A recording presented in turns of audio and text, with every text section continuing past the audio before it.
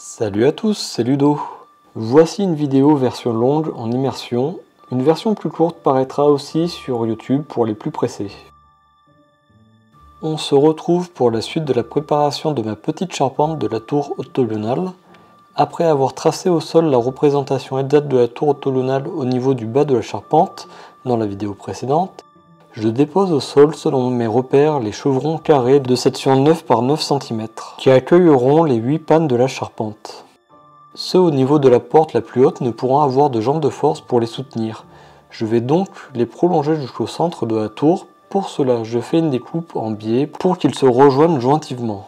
Je reviendrai dans une prochaine vidéo sur le traitement particulier que je réserve à ces deux supports.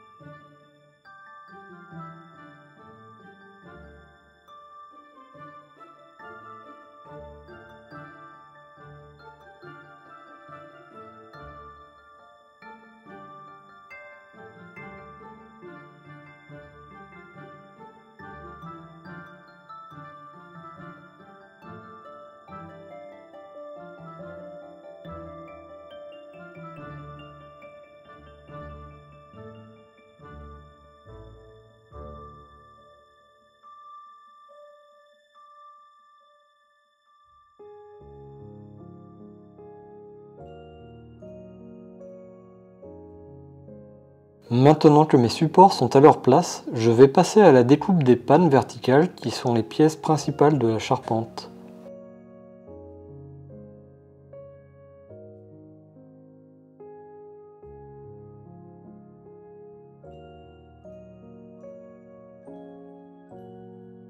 J'ajuste les deux angles pour arriver à la hauteur souhaitée et raccorder comme il faut avec le poinçon central et le support. Une fois validé, je vais passer celle-ci ainsi que les 7 autres futures pannes à la dégo pour réduire un peu leurs épaisseurs et retrouver la teinte naturelle du bois.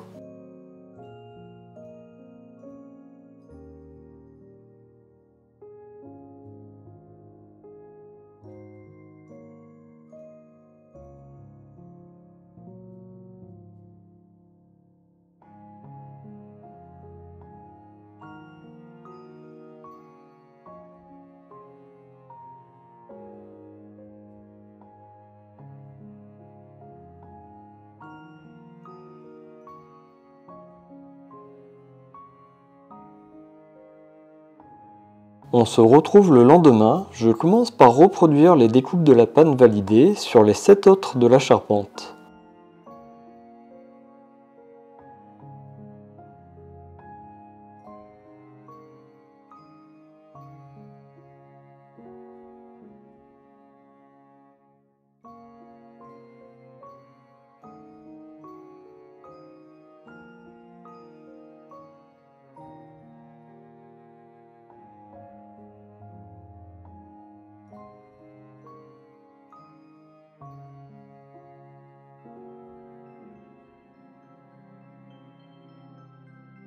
Je place ensuite de grandes vis à bois en pré-perçant pour ne pas l'éclater afin de maintenir l'ensemble au fur et à mesure du montage. Certaines personnes crieront peut-être au scandale, mais j'assume le fait de ne pas essayer de faire un assemblage tout en tenon et mortaise, comme un compagnon du devoir le ferait certainement, car je n'en suis déjà pas un, et n'ai sûrement pas le bagage technique pour le faire. Mais pour moi, ce qui compte est la rapidité d'exécution, toute relative me concernant, et l'efficacité, et je pense que visuellement on n'y verra que du feu, et structurellement elle nous enterrera tous. Ce n'est pas l'envie de relever ce challenge qui manque, mais je préfère refermer relativement rapidement le mini-château, tant pis pour la beauté du geste. Avec cette petite explication, vous avez déjà passé la moitié du temps de préparation des 7 pannes. Bravo!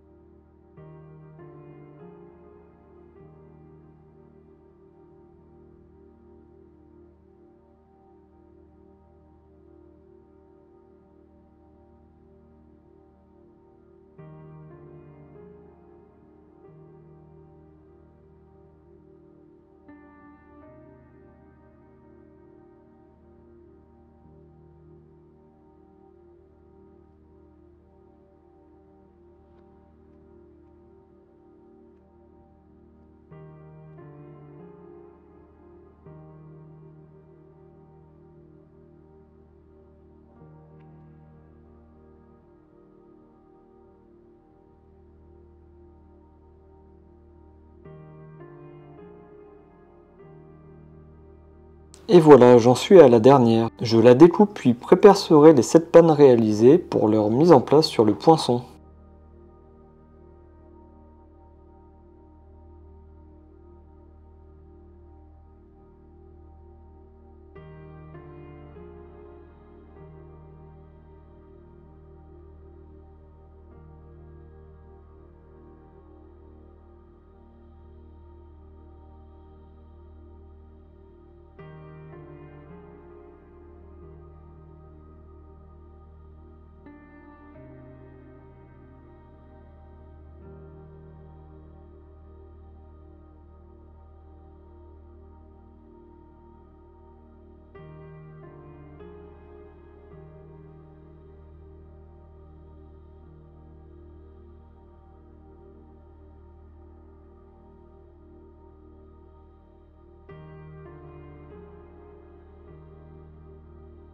Il me faut lâcher un peu de lest sur la sangle qui me tient le poinçon pour que celui-ci se mette parfaitement à la verticale contre la deuxième panne.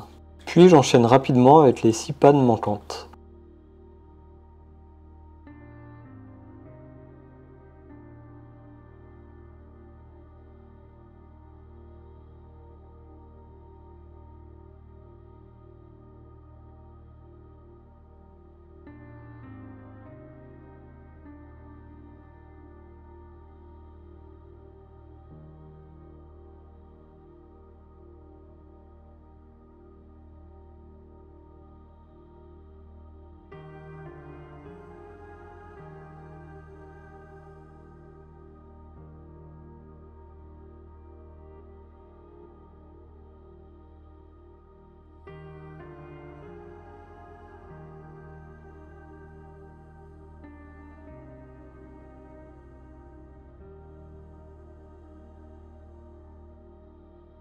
Je veux ajouter entre chaque panne un petit chevron décoratif. Celui-ci se reprendra sur la volige qui sera apparente mais n'aura pas de fonction structurelle à part entière. Pour cela, dans une chute de bois, je découpe un morceau du format de mes chevrons que je vais utiliser. Je rabote ensuite un de ces chevrons pour savoir la section finale afin de la reproduire sur mon morceau de test. Je le réduis ensuite à la même section pour faire un essai réaliste de la découpe à réaliser pour la jonction sur la charpente. Pour trouver la bonne coupe à réaliser, je vais procéder par tâtonnement. Mon morceau de test a déjà la bonne pente au bout, telle que réalisée sur mes pannes. Je le présente entre deux et reporte sur sa face supérieure la représentation des 2 pannes.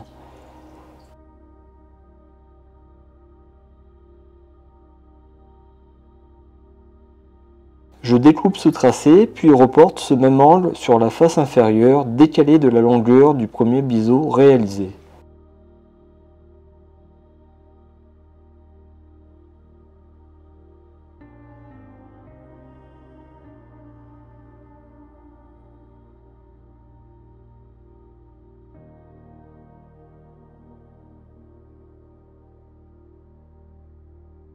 La découpe de ces 2 nouveaux tracés n'est pas facile, le chevron n'est plus du tout parallèle à la lame de scie et il faut veiller à suivre l'arête inférieure et le tracé du haut en lui donnant du roulis sur lui-même.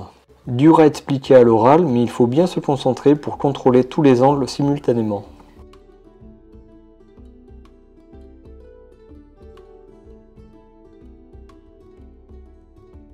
Une fois ce chevron validé sur la charpente, je vais découper mes chevrons à la longueur voulue sur la scie à format.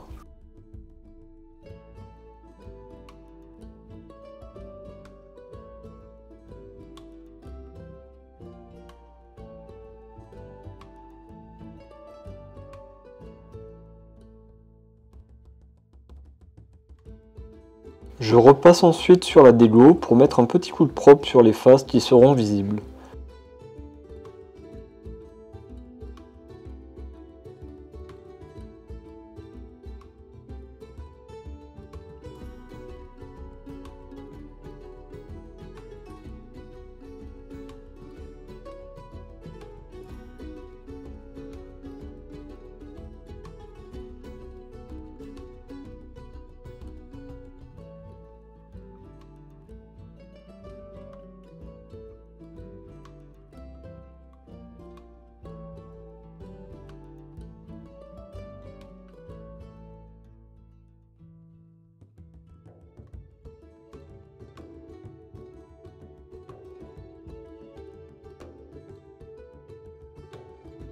Je procède ensuite à l'ensemble des tracés et des coupes pour arriver au même résultat que le chevron test.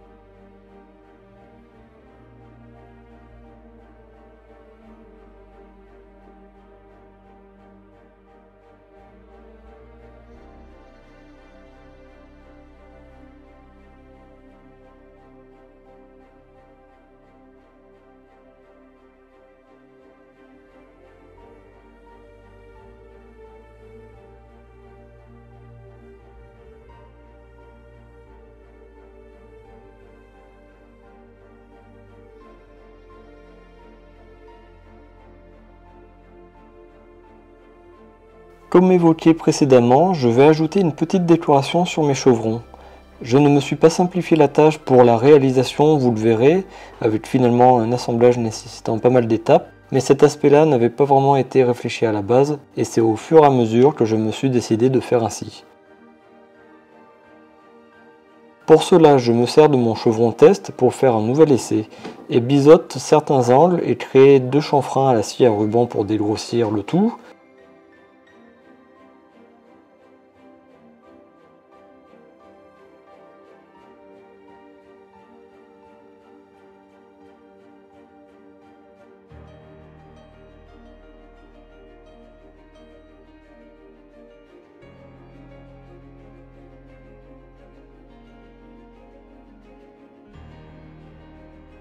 Ensuite, je me sers de la ponceuse cylindrique pour leur donner un visuel plus net.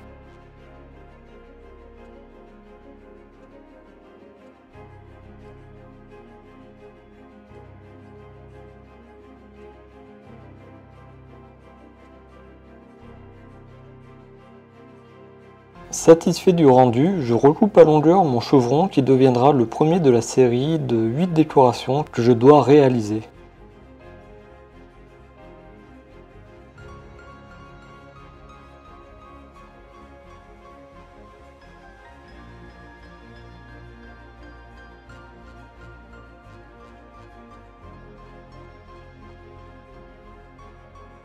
Je vais maintenant reproduire cela 7 fois, ainsi que faire les biseaux en bout de chevron sur les 8 morceaux qui viennent faire la jonction avec le poinçon que l'on a réalisé auparavant.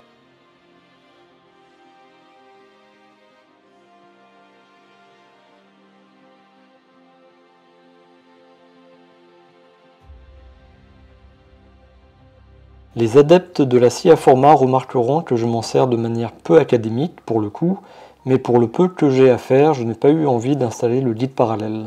En me plaçant de l'autre côté du chariot de la scie, cela me permet de faire coïncider facilement mon repère sur le chevron avec la lame.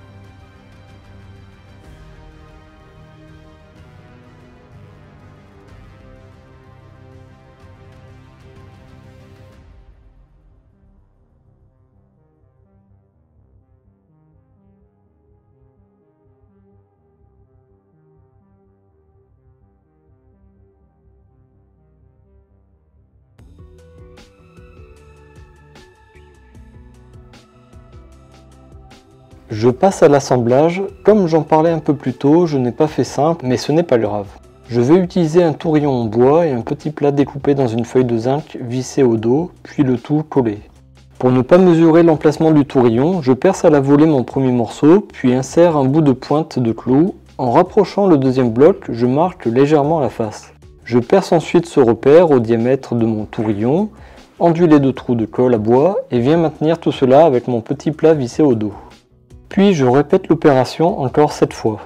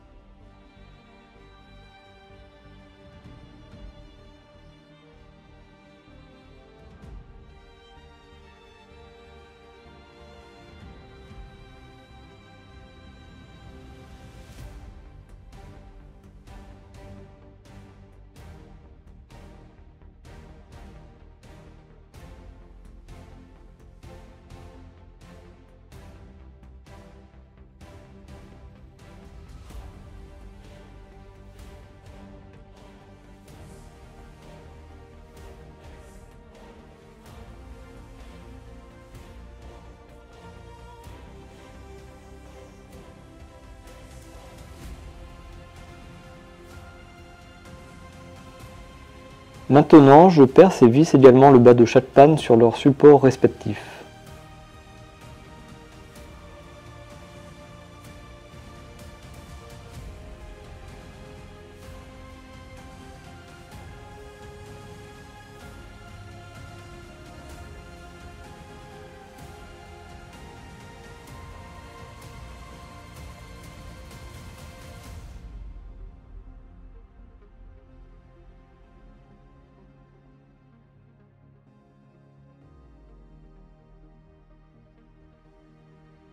Je présente une planche de volige rabotée dans la première vidéo consacrée à la charpente. Mais il faudra un petit peu de patience car la suite sera dans un prochain épisode. À très vite!